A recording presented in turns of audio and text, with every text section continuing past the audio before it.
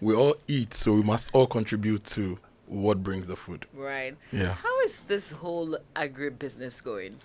Well, agribusiness is the fundamental to our existence as a human race, right?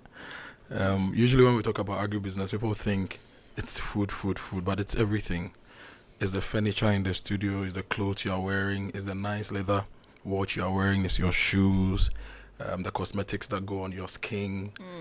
Everything, almost 80% of the functional stuff we use every day is from agribusiness. The furniture in your home, some of the things in your car. So everything is agribusiness from timber to rubber to gold to cocoa to cashew to maize to yam to cassava. A lot of things revolve around agribusiness. In fact, I was wearing a pair of slippers this morning, which is made from plant waste. Oh, I just didn't want to enter the studio with that because I've not done a pedicure yet. You'll see my ugly nails. plant waste for real. Yes, Wow. you can use plant waste to make all sorts of things. You can use rice waste to make MDF boards for furniture. You can. So agribusiness is everything. I think that's why, for us Christians, the story of the Garden of Eden makes a lot more sense because you are placed in a garden and God said, take care of the garden and have everything you need from the garden.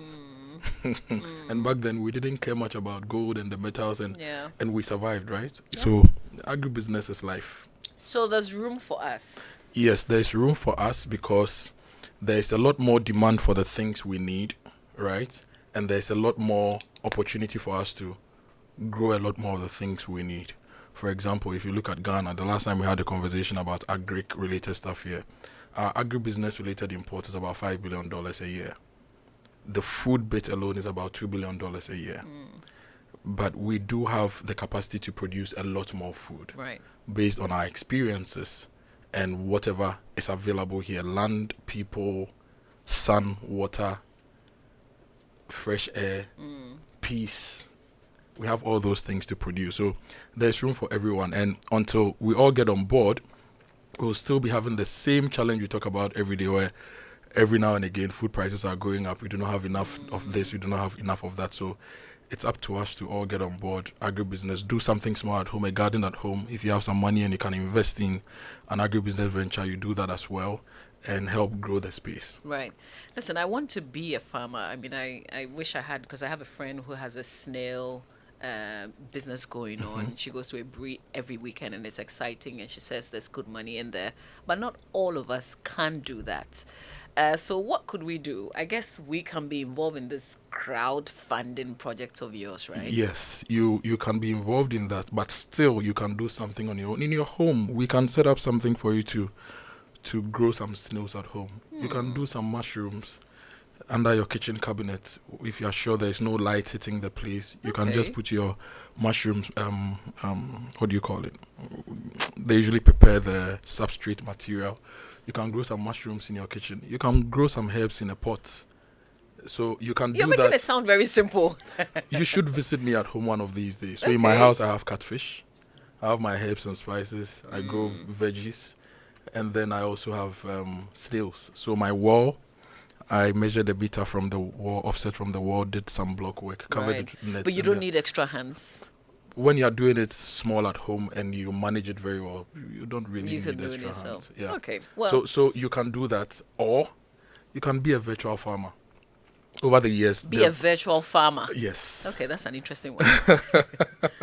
there have been a lot of innovation in the agri space. So crowdfunding is growing locally and internationally. If you look at the international space, we have projects like Lend a Hand, which is a huge crowdfunding business that allows people in Europe and across the world to pay for farming projects across the world, usually supporting smallholder farmers. If you come to Ghana, there are platforms like What I Run, which is called Insiriwa, which is a crowdfunding scheme. There is Grow For Me, there is Complete Farmer, there is Quidex. All these are crowdfunding schemes which allow you, because you cannot do the active work of agribusiness, Right. to fund an agribusiness project, and then that project will be executed, and at the end of the day, you get a share of the returns. Right. So, for example, since 2021, what we've done with Insira, which is a crowd farming scheme, is we started in May 2021. Okay. And then we raised some money from the market to do soya Okay. at Babato. It's a huge irrigated farming enclave. It's got, for those in agric, center pivots for irrigation and all that.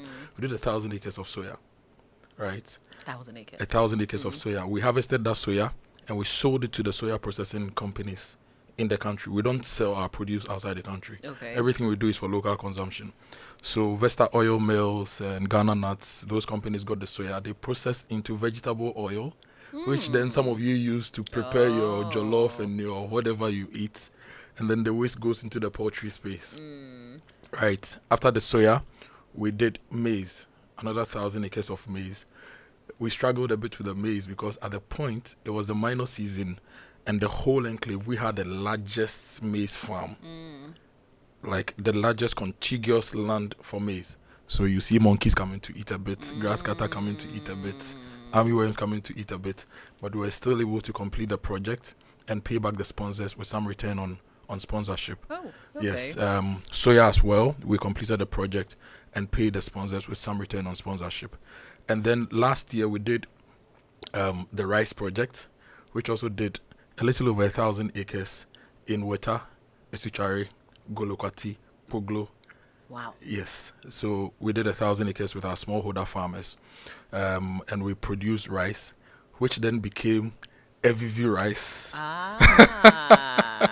Now I understand. Yes, which then became EVV rice, which people enjoyed in Christmas to the point that at a point we couldn't supply because there was so much demand and we couldn't supply. And if you notice what happened last Christmas, foreign rice was so expensive, so it was local rice that saved the day. Now we want to do more. We want to grow more rice and consistently supply rice on the market. Okay. And we want to do that with you.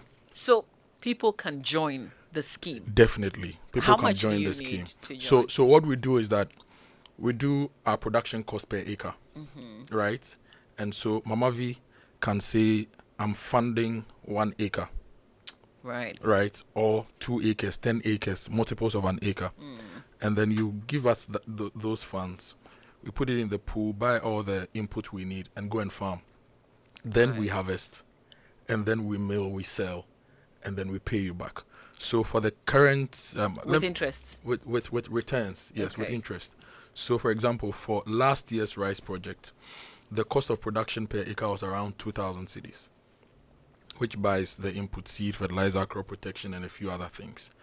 And we ran that project over a 9-month period because back then we didn't have our own rice mill. So we were thinking, if you're milling with other rice mills, how fast is it going to be for you to be able to mill and sell, right? But now we have a rice mill. So at the end of the whole 9-month period, we're able to pay our sponsors 17% return on interest. Oh, that's on That's pretty good. But we don't have a fixed return. It's agric. It was a range. Right. Our range then was 13 to 18%. Okay. We look at our yields, we look at projected prices of the commodity at the time we are harvesting and the various market forces to determine these things. So it was good. Our yields were great. Average yield per hectare in Ghana is around 3.5. We're able to do 5 tons per hectare because we are doing the right protocol. So we're able to give them about 17%. As we speak, we have rice on the field for our minor season, which will be harvesting very soon to feed the country. For Easter. So it will start coming from Easter all through. Okay. And then we are preparing for the major season rice. This year, our target is to sponsor 2,500 smallholder farmers for rice, soya, and maize. Now, the main project we've started now is the rice project, which is beginning in April. Okay. We plant in April, May, June, July. From then on, we'll be harvesting, processing. By September, we have sold, and then we pay you back with some returns. So we have a minute. I want you to talk to us about the risk and the channel, how people can subscribe. Okay, agric is risky. There could be flooding, there could be fire, there could be infestation, there could be all those things. But what we do is to use the right protocol, the right seed, the right fertilizer, the right crop protection to ensure that we get the right yields.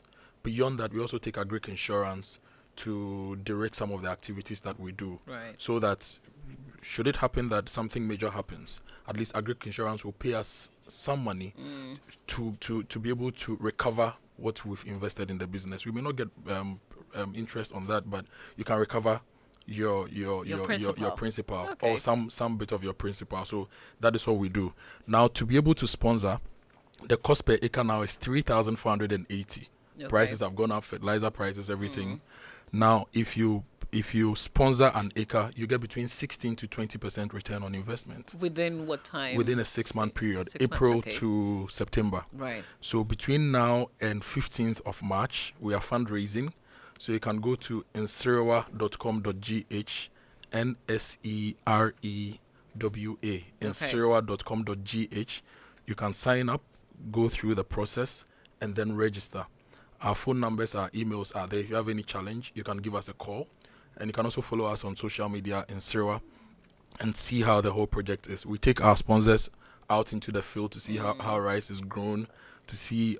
So you become a virtual farmer and you use that Right. opportunity to also learn about the commodity you are funding and Fantastic. investing. So All right. that's basically in Serewa, the crowdfunding scheme we are running to produce food. A lot of you have eaten EVV rice. This is how we fund it. So if you want to eat more rice, Marvi, you have to- Subscribe. I am yeah, subscribing. so for your family, you can eat about 10 acres of rice in a year. So you can take up some Yeah. 10 acres, and Well. we produce food to support the Ghanaian economy. Well, thanks, Kojo. This is an opportunity that we should all take advantage of.